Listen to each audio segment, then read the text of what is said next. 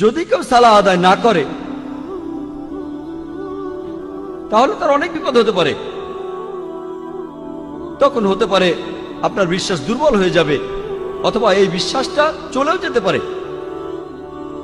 কারণ মানুষ আসলে মনে করে পৃথিবীতে তার যে সম্পদ আর সম্মান আছে এর কারণ হলো পৃথিবীর সব বস্তুগত জিনিস। এভাবে সে আল্লাহ সুবহানাহু ওয়া তাআলার কাছ থেকে দূরে সরে যায়। এই নিয়ম শৃঙ্খলার অভাবেই সে আল্লাহ সুবহানাহু ওয়া তাআলা থেকে দূরে সরে যায়। পৃথিবীর বিভিন্ন জিনিসের মোহ থাকলে, বস্তুগত জিনিসের, তাহলে সম্ভাবনা থাকে যে সে অন্যায় কাজ করবে। এভাবে সে সিরাতাল মুস্তাকিম থেকে দূরে সরে যাবে, সরল পথ থেকে। মনের ভেতরে তখন শান্তিও থাকবে না। আপনার কাছে যে পরিমাণ সম্পত্তি থাকুক না কেন, এই সম্পদ আপনাকে শান্তি দিতে পারবে না। আর মানুষজন যে কারণে সালাহ আদায় করে না সেটা হলো তাদের জ্ঞানের অভাব।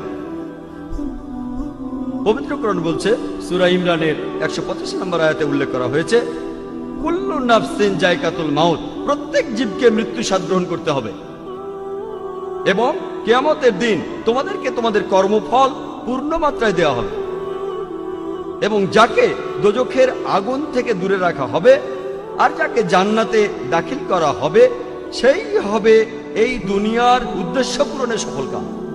কারণ নিশ্চয়ই এই পার্থিব জীবন একটা ছলনাময়, ভোগ ব্যতীত কিছুই নয়। সালাহ আদায় করলে অনেক উপকৃত হবেন। সালাহ একটা জীবন দর্শন। সালাহ আপনার আত্মিক অবস্থানকে উন্নত করবে, পাশাপাশি শারীরিকভাবে উপকৃত হবেন। সালাহ আপনার বিশ্বাসকে বাড়িয়ে দেয়, আপনার বিশ্বাসকে শক্তিশালী করে। পবিত্র কোরআনে সূরা আনফালের 2 নম্বর আয়াতে উল্লেখ করা হয়েছে যে সত্যিকারের বিশ্বাসী তারাই যাদের হৃদয় কম্পিত হয় যখন আল্লাহকে স্মরণ করা হয় আর যখন আল্লাহর আয়াত পাঠ করা হয়। এটা তাদের ঈমান বৃদ্ধি করে এবং তারা তাদের প্রতিপালকের উপরে নির্ভর করে। পবিত্র কোরআন বলছে, সূরা ফাতিহার 5 থেকে 7 নম্বর আয়াতে উল্লেখ করা হয়েছে, ইয়াকা না'বুদু ওয়া ইয়াকা নাস্তাঈন, আমরা তোমারই ইবাদত করি, তোমারই সাহায্য প্রার্থনা করি। ইহদিনাস সিরাতাল মুস্তাকিম, সিরাতাল লাযিনা আন'আমতা আলাইহিম গায়রিল মাগদুবি আলাইহিম ওয়ালাদ-দাল্লিন, আমাদের সরল পথ দেখাও, তাদের পথ যাদের তুমি অনুগ্রহ দান করেছো, তাদের পথ নয় যারা ক্রোধ নিপতিত, যারা পথভ্রষ্ট। এতে আপনার জীবনের শৃঙ্খলা বাড়বে। সত্যিকারের মুসলিম সে তার দিন শুরু করে ফজরের সালাহ আদায় করার মাধ্যমে। আর ফজরের সালার সময় মুয়াজ্জিন আজান দেওয়ার সময় বলেন, আসসালাতু খায়রুম মিনান নাওম, যে ঘুম অপেক্ষা সালাহ উত্তম, ঘুমিয়ে থাকার চেয়ে নামাজ পড়া উত্তম। একজন সত্যিকারের মুসলিম দিনের মাঝখানে সালাহ আদায় করে আর সে তার দিন শেষ করে এশার সালাহ দিয়ে ঘুমাতে যাওয়ার আগে। সালাহ এছাড়াও সামাজিক অবস্থান উন্নত করে। সালাহ আদায়ের সময় যে সমাবেশ, সেটা আমাদের ভ্রাতৃত্ব বোধ বাড়ায়, মমত্ববোধ বাড়ায়, একতা বাড়ায়, আর এটা সাম্যবাদের এক অনন্য দৃষ্টান্ত। সংহতি বৃদ্ধি পায়। সালাহ আদায় করতে গিয়ে সবাই একত্রিত হয় আর তাদের মধ্যে ভালোবাসার বন্ধন জোরদার হয়। পবিত্র কোরআনে সূরা হুজুরাতের 13 নম্বর আয়াতে উল্লেখ করা হয়েছে, ইয়া আইয়ুহান নাসু ইন্না খালাকনাকুম মিন যাকরিন ওয়া উনসা ওয়া জাআলনাকুম শুউবান ওয়া ক্বাবাইলা লিতাআরাফু ইন্না আকরামাকুম ইনদাল্লাহি আতকাকুম ইন্নাল্লাহা আলিমুন খাবীর। হে মানুষ জাতি, আমি তোমাদের সৃষ্টি করেছি একজন পুরুষ ও একজন নারী হইতে, পরে তোমাদের বিভক্ত করেছি বিভিন্ন জাতি ও গোত্রে, যাতে তোমরা অপরের সাথে পরিচিত হতে পারো। এজন্য নয় যে তোমরা পরস্পরকে ঘৃণা করবে। আর তোমাদের মধ্যে আল্লাহর কাছে সেই ব্যক্তি অধিক মর্যাদা সম্পন্ন যে তোমাদের মধ্যে অধিক মুত্তাকি, অধিক ন্যায়পরায়ণ। নিশ্চয়ই আল্লাহ সকল কিছু জানেন, সমস্ত খবর রাখেন। আল্লাহ সুবহানাহু ওয়া তাআলা আমাদের যেটা দিয়ে বিচার করবেন সেটা গোত্র নয়, বর্ণ নয়, ধর্মবিশ্বাস নয়, সম্পদ নয়, লিঙ্গ নয়, সেটা হলো তাকওয়া, অর্থাৎ ন্যায়পরায়ণতা, আল্লাহকে মেনে চলা এবং ধার্মিকতা। পবিত্র কোরআনে সূরা হুমাজার 1 নম্বর আয়াতে উল্লেখ করা হয়েছে, ওয়াইলুল লিকুল্লি হুমাজাতিল লুমাজা, দুর্ভোগ তাদের যারা সামনে ও পেছনে মানুষের নিন্দা করে থাকে। সালাহ আমাদেরকে বিরত রাখে মানুষের নিন্দা করা থেকে। পবিত্র কোরআনে সূরা হুজুরাতের 11 নম্বর ও 12 নম্বর আয়াতে উল্লেখ করা আছে, ইয়া আইয়ুহাল্লাযিনা আমানু, হে মুমিনগণ, তোমাদের মধ্যে কোনো পুরুষ যেন অপর কোনো পুরুষকে উপহাস না করে, কেননা যাকে উপহাস করা হয় সে উপহাসকারী অপেক্ষা উত্তম হতে পারে।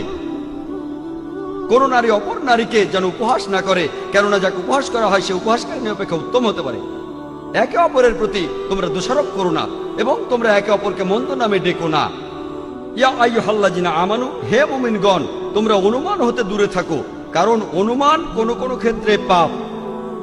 একে অপরের গোপনীয় বিষয় সন্ধান করো না এবং একে অপরের পশ্চাতে নিন্দা করো না, পেছন থেকে নিন্দা করো না। তোমাদের মধ্যে কি কেউ তার মৃত ভাইয়ের গোশত খেতে চাইবে?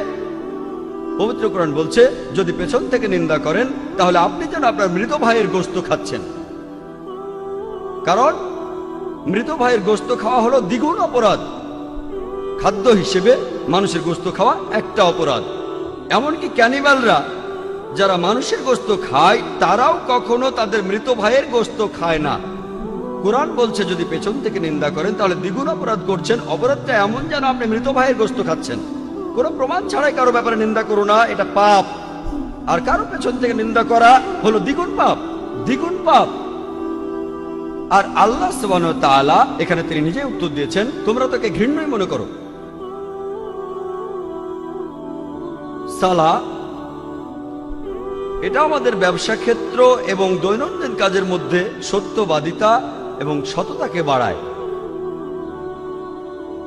আমি আগে বলেছিলাম পবিত্র কোরআনে সূরা আনকাবুতের 45 নম্বর আয়াতে উল্লেখ করা হয়েছে, উতলু মা উহিয়া ইলাইকা মিনাল কিতাবি ওয়া আকিমিস সালাতা ইন্নাস সালাতা তানহা আনিল ফাহশাই ওয়াল মুনকার, যে তুমি আবৃত্তি করো সেই কিতাব হতে যা তোমার প্রতি প্রত্যাদেশ করা হয় এবং সালাত কায়েম করো, কারণ নিশ্চয়ই সালাত তোমাকে অশ্লীল ও মন্দ কাজ হতে বিরত রাখে। পবিত্র কোরআন বলছে সূরা ইসরার 81 নম্বর আয়াতে উল্লেখ করা হয়েছে, ওয়াকুল জাল হক ওয়া যাকাল বাতিল ইন্নাল বাতিলা কানা যাহুকা, বলো সত্য এবার উপস্থিত হয়েছে এবং মিথ্যা বিলুপ্ত হয়েছে, কারণ নিশ্চয়ই মিথ্যা তার প্রকৃতিগত কারণেই ধ্বংস হয়ে যাবে। সালাহ আমাদের সত্যবাদী হতে শেখায়। একই ধরনের কথা বলা হয়েছে সূরা বাকারায় 42 ও 43 নম্বর আয়াতে উল্লেখ করা হয়েছে যে তোমরা সত্যকে মিথ্যার সাথে মিশ্রিত করো না এবং জেনে শুনে সত্য গোপন করো না।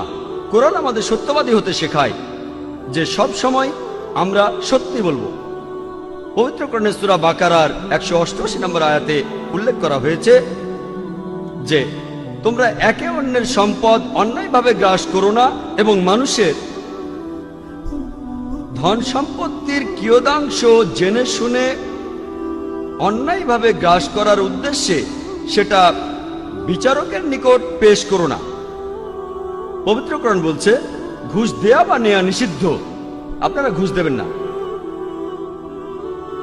পবিত্র কোরআন আমাদের দেখিয়ে দেয় কিভাবে সৎ জীবনযাপন করতে হবে। পবিত্র কোরআন মানুষের জীবনে শান্তি এনে দেয়। পবিত্র কোরআনে সূরা রদের 28 নম্বর আয়াতে উল্লেখ করা হয়েছে, নিশ্চয়ই যখন আল্লাহকে স্মরণ করা হয় হৃদয় তখন শান্তি খুঁজে পায় এবং প্রশান্ত হয়। যখন আল্লাহকে স্মরণ করবেন, যখন সালাহ আদায় করবেন, আপনি তখন খুবই শান্তিতে থাকবেন, আপনার হৃদয় প্রশান্ত হবে। সালাহ হলো আল্লাহ তাআলার সাথে যোগাযোগের সবচেয়ে শ্রেষ্ঠ উপায়। পবিত্র কোরআনে সূরা বাকারার 153 নম্বর আয়াতে উল্লেখ করা হয়েছে, ইয়া আইয়ুহাল্লাযীনা আমানুস্তাঈনু বিস-সাবরি ওয়াস-সালাহ, হে মুমিনগণ, ধৈর্য ও সালাতের মাধ্যমে তোমরা আল্লাহর সাহায্য প্রার্থনা করো। ইন্নাল্লাহা মা সাবরিন, আর নিশ্চয়ই আল্লাহ সুবহানাহু ওয়া তাআলা ধৈর্যশীলদের সাথে আছেন। আল্লাহ বলছেন ইন্নাল্লাহা মা সাবরিন, আর নিশ্চয়ই আল্লাহ তাআলা ধৈর্যশীলদের সাথে আছেন।